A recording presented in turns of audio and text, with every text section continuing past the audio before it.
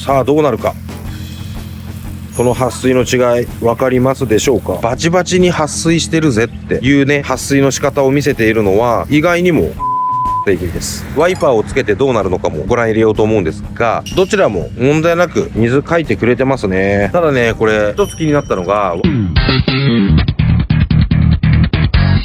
どうも黒ガレージです。今回はフロントガラスの撥水徹底検証ということで、こちらの6倍耐久の高級ガラコをメインに検証していこうというふうに思います。以前ですね、こちらコメリのクルザードから出ているガラスリセット&撥水コートを検証する動画を投稿したんですが、その際にですね、視聴者さんからのご指摘で、こちらのクルザードの商品ガラスリセット&撥水コートということで、下地処理、油膜取りや汚れ取りがいらないっていう風に謳われているにもかかわらず、フロントガラスをリセットした上で、その時検証したこちらのフッ素系の撥水、それでね、検証するっていうのはこちらの製品のテストにもなっていないだろうということだったり、そもそもフッ素系はね、完全硬化時間が最低でも12時間ぐらい確保しなければいけないものを、そのまま水をかけて撥水検証したら、それは撥水に差が出るのが当然だし、適切な検証にはなっていないよねっていう、そういうご指摘をいただきました。ご指摘をいただいてですね、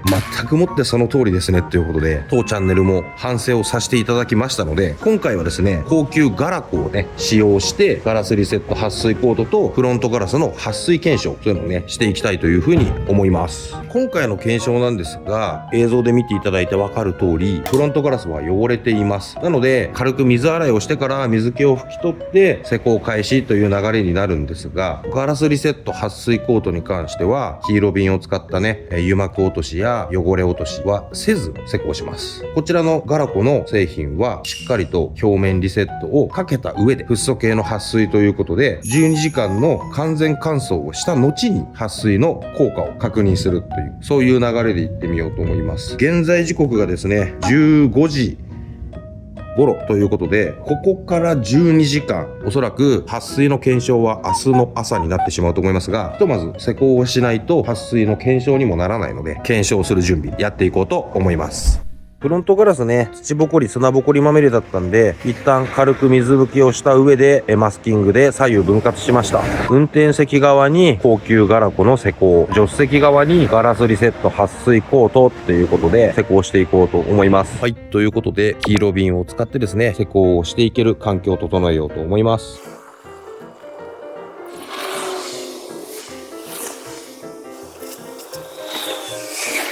ということで、画面左側黄色瓶を使ってね、フロントガラスのリセットが完了しました。おそらく僕の手元に来る前に前のオーナーさんが施工したフロントガラスの撥水、まだフロントガラスに残っている状態だったんで、助手席側のガラスは水を弾いている状況が見受けられるかと思います。基本的に屋根のあるところでずっと保管されていた車両なので、ずっと外で保管をされているエブリーちゃんよりもですね、フロントガラスの環境とても良かったです。とても程度がいい状態にそれぞれの撥水を施工していくっていう、そういう流れになりますので、このねフロントガラスの施工前の状態がどういう影響になるか、そのあたりも興味深いところですよね。ということで、フロントガラスのね水分を拭き取って施工できる環境を作っていこうと思います。まずはじめにですね、今回の動画の本命である高級ガラコをですね、運転席フロントガラス施工していこうと思います。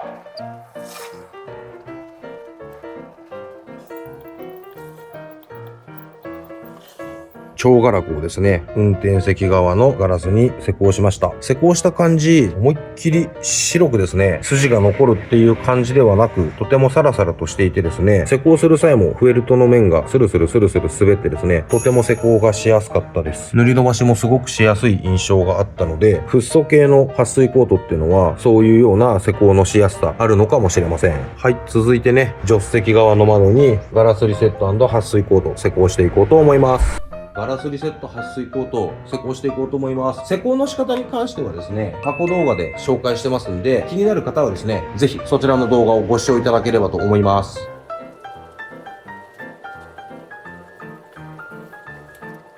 こちちらの施工が完了しました。こちら付属のスポンジの柔らかさがとても絶妙で、フロントガラスをねそれで塗り込んでいってる際、薬剤がねしっかり力をかけて塗り込まれていってるよっていうのがね感じられるようなスポンジの柔らかさと薬剤の粘度、そんな感じがありましたね。ということで、引き上げ前の乾燥待ちの時間を使ってね、この動画をご視聴いただいている皆様にお伝えしたいことがあります。このチャンネルはとりあえず何でもやってみるをテーマに、自分の人生を DIY していけるようなおじさんのサブカルチャーチャンネルを目指してます。今ね撮影で使用しているこの活動拠点なんですが、こんな感じでですね、まだまだ散らかってはいますが、ワクワクするような環境が広がっています。いずれですね、こういった場所も少しずつですね、荷物を片付けて綺麗にして趣味を楽しむことができるような空間を作っていきたいというふうに考えておりますので、このチャンネルが気になる方はですね、ぜひともチャンネル登録をして、その他の動画も視聴していただければと思います。よろしくお願いします。フロントガラスが乾いたので、どちらも拭き上げていってしまおうと思います。固く絞った雑巾で拭き上げていくんですが、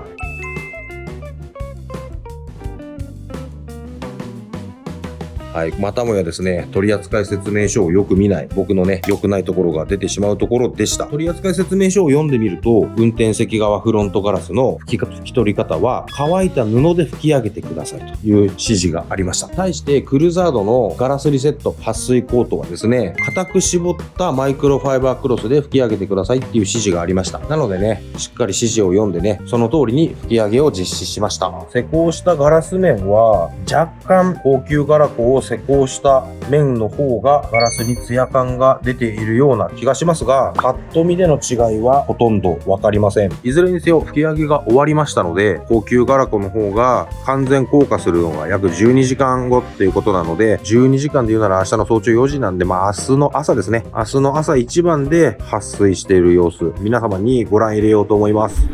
はい、皆さんおはようございます。現在時刻朝の8時13分。昨日夜中まで作業してたので眠い。昨日の作業はですね、サンバーちゃんの皮巻きステアリング交換、そんな撮影してました。この動画公開時点でね、そちらの動画が公開されてるかはわかりませんが、気になる方はですね、そちらをご覧いただければと思います。ということでですね、水をかけてですね、撥水の差を検証していこうというふうに思います。個人的に今回はですね、ガラコに軍配が上がるんじゃないかなっていうふうには思っています。フロントガラスのリセットもかけた上で、さらに強いと言われているフッ素系のコーティングですからね、シリコン系の下地リセットもしてないフロントガラス面に施工をするクルーザードのガラスリセット撥水コートの方がどうも分が悪い気がしてならないんですが、どうなるでしょうか。ということで、水をかけましょうなんて話をしてましたが、諸事情によりテイク2になりました。はい。テイク2になってしまいましたが、実際に水をかけてみようと思います。さあ、どうなるか。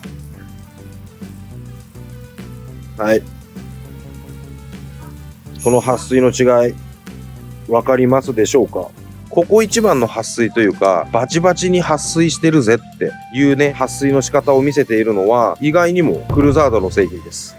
対して高級ガラコ、超ガラコの方はですね、ここ一発の撥水こそクルーザードの製品に劣るっていうような雰囲気を見せつつもですね、双方のね、施工したガラスの面を見てみると、ガラコを施工した方の施工面の方が皮膜が強いというか、全体的にガラスにツヤ感を感じる、そんな印象を受けました。それがですね、こういったですね、水をかけた時、撥水を実際してる時に、撥水の力強さみたいなものを感じますね。おそらくシリコン系、フッ素系っていうことで、そもそもね、成分が違うものをね、検証していて、かつ、片方は下地処理あり、片方は下地処理なしっていう形でね、検証しているっていうこともあって、よいしょ。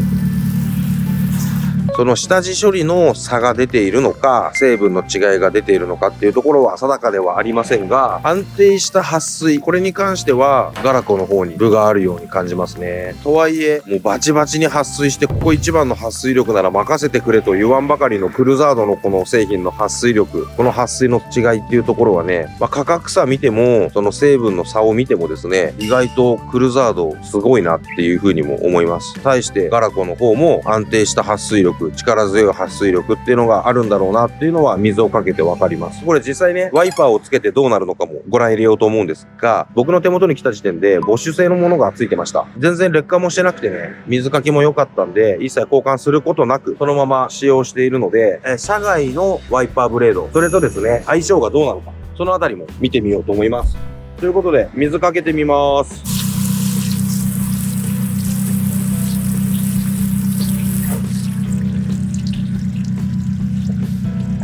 どちらも問題なく水かいてくれてますね。ただね、これ一つ気になったのが、ワイパーがね、ビビリが出てるんですよ。おそらくワイパーのビビリに関しては、コメリ側のね、ガラス面でビビリが起きてるような気がするんで、それちょっと試してみますね。コメリ側のワイパーはだけにしてもビビリは出てますよね。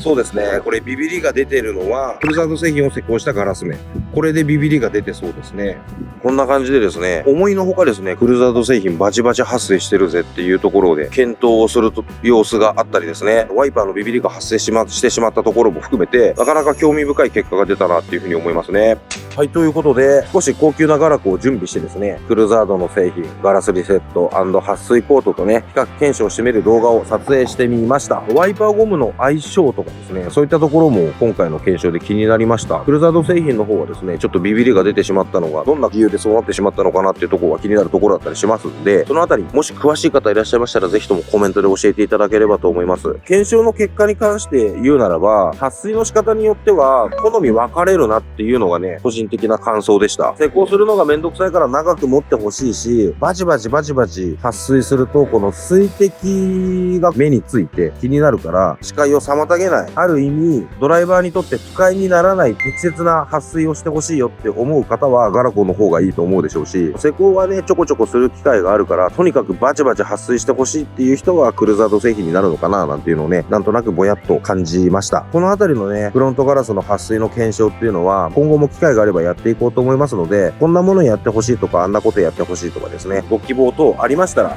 参考にさせていただきますんで、ぜひともコメントで教えていただければと思います。こんな感じのですね、洗車系の検証、今後もやってまいりますので、もっと見てみたいよっていう方はですね、ぜひ動画の評価をしていただいて、チャンネル登録していただければと思います。僕がですね、パソコンの前、スマホの前で小躍りをするかもしれませんので、どうぞ応援のほどよろしくお願いいたします。もうね、おじさんのサブカルチャンネルを目指すって言ってる以上、視聴者さんの層はおそらくおじさんと呼ばれる世代のですね、ナイスミドルたちになってくるかと思いますので、僕の個人的な思いというか考えなんですけど、世の中はおじさんが回しているっていうふうに思ってます。はい。僕もね、40歳、今年41歳になります。もういい年齢になってきました。世の中回してるのはおじさんなんだぞということで、僕は YouTube からですね、日本を元気におじさんパワーでやっていけるようなおじさんサブカルチャンネル目指してますんで、ぜひとも応援お願いします。はい、ということで、最後までご視聴いただいた皆様、本当にありがとうございます。また他の動画でお会いできればと思います。バイバイ。